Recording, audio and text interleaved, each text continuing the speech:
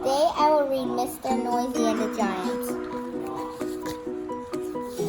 Mr. Noisy is the noisiest person you will ever meet. His voice is so loud it can shake the birds from the trees. It can even shake the birds from the trees across the other side of the world. Last month, Mr. Noisy decided to call his friend Mr. Quiet, who lives many, many hills away. But Mr. Noisy does not have a telephone. He does not need one. Do you know what he does when he wants to speak to someone? He goes out to his front door and shouts. When Mr. Quiet heard Mr. Noisy's booming voice, he nearly jumped out of his chair. Mr. Noisy's loud voice scares most people.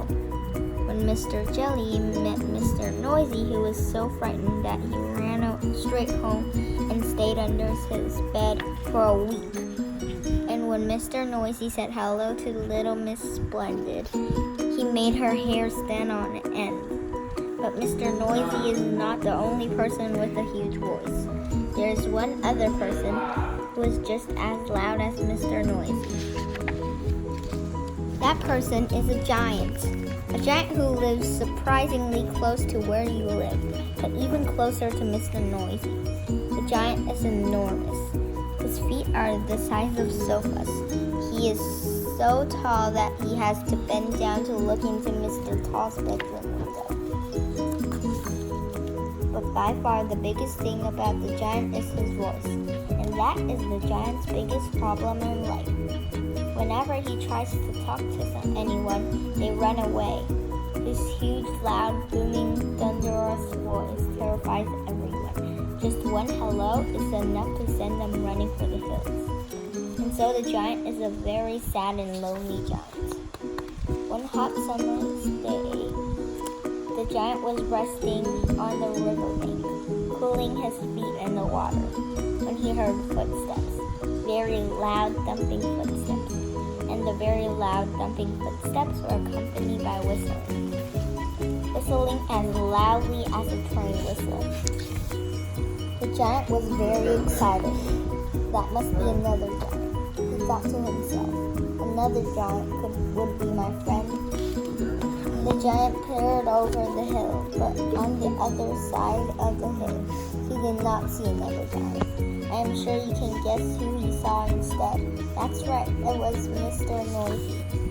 Hello, boomed the giant in his quietest voice. But because Mr. Noisy is so used to loud noises, he did not run away like anyone else would have.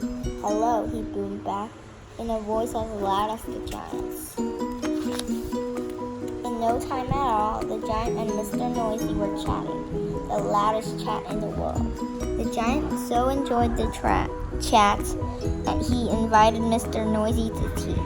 And to the giant's delight, Mr. Noisy accepted his invitation. The giant talked and talked, while Mr. Noisy sat sipping the tea out of the giant's thimble. He talked right through the afternoon and into the evening. He talked so late that Mr. Noisy was invited to stay the night in the giant's extraordinary large spare room and the giant's extraordinary large spare bed. The two of them snored so loudly that they very nearly shook the roof off the house. The next morning, while having a swim in the giant's extraordinary large bath, Mr. Noisy had an idea. He explained his idea to the giant over breakfast. I have a friend called Mr. Quiet, boomed Mr. Noisy, and he used to live in a place called Loudland. I think that you and I should go on holiday to Loudland. What a great idea, thundered the giant, and so off they went. And it was perfect, because you see, in Loudland, everything and everybody is loud, extremely loud. Even the worms are loud in Loudland. Mr. Noisy and the giant could be as loud as they liked. They fit it in very well, except for one thing, one very large thing. The giant could not fit into his hotel bed. The end.